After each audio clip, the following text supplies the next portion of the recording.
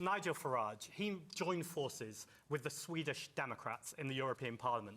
This is a far-right Nazi group. They want to deport people, not based on the colour of his skin, but from the places that they've come from.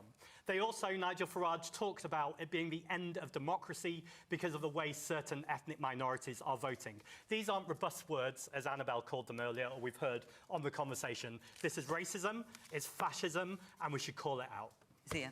OK, so what we want to do is deport people on the basis of whether they are legally entitled to be in this country. That has nothing to do with race, ethnicity, nor religion. Now, let's talk. You accused me earlier, let alone fascist. You said that I was peddling disinformation. And I think people watching this programme at home, given the Green Party are right now, to be fair, they're surging in the polls. It's important that people know this. When Zack Polanski is making seductive claims to you, it's important that you understand, before he came into politics, he literally made money by charging women on the promise that he could literally enlarge the size of their breasts by hypnotising them. That is a true statement. And by the way, if you think that's insane, his policies are even more insane. He wants a world without borders. He wants open borders. He wants us to stand down and destroy our nuclear deterrent as Vladimir Putin belligerently marauds into Ukraine. He wants a communist economic system. He wants to legalise all drugs.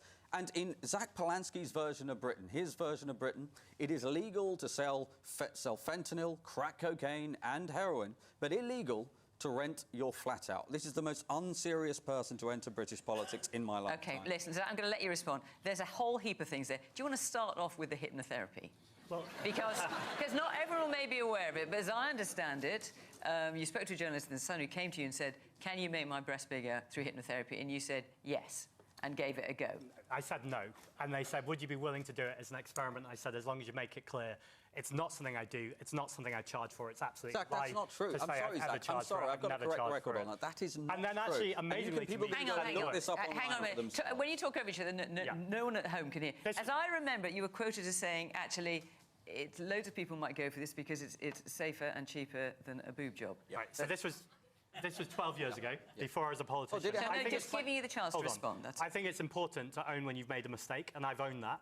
It's 12 years on now. I think Tony Benn, one of my favourite politicians, said, I don't care where you've come from, I care where you're going. And what I want to ask Zia, if we're talking about people's past records, Nathan Gill, this is a man who was found guilty on bribery with the Russian state. Now, Zia said that Nigel Farage and Reform did not know who this man was. But Nigel Farage, including the day after Brexit happened, was pictured with 4 men behind him, one of them being former MEP for Reform, Nathan Gill. The man that Zia says, no one knows who he was. So were you lying, or was Nigel Farage lying? Zack, I'm afraid, if you want to use the word lie, let's be clear about something. You are lying. What I said is I have never met. I took over as chairman in the summer of last year. I will tell you, I have never met Nathan Gill in my life. I have never met...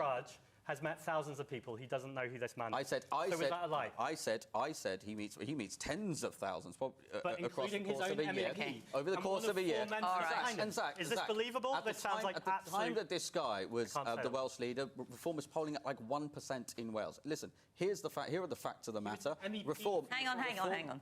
I have never met him before. He is not an important figure inside Reform. Because you're filibustering and everyone Nigel was not leader when he had a position inside Reform. So was he stood behind Nigel Farage in the picture, or was he not? OK, I tell you what, hang on a minute. This is about bribery from Russia. Everybody there in the audience, can I just say, people in the audience, hang on a minute here. I appreciate you both feel really strongly about Nathan Gill.